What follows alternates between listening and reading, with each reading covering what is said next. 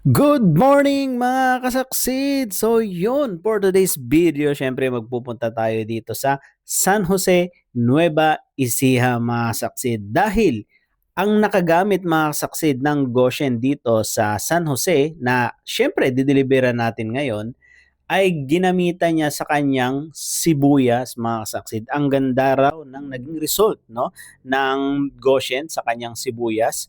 At kaya ngayon dahil magtatanim ulit siya ng kanyang sibuyas at iba pa niyang mga halaman, yan, mga palay and mais siguro, gagamitan po niya netong Goshen All-Purpose Foliar Fertilizer. Siyempre mga saksid, naka-avail din si atin si Sir ng promo kaya andyan mga saksid, binigay na rin po natin no, sa kanyang anak. At ayan po yung inabil ni Sir sa atin na Goshen. At yun mga saksid, successful natin na i-deliver. Kaya saan tayo susunod?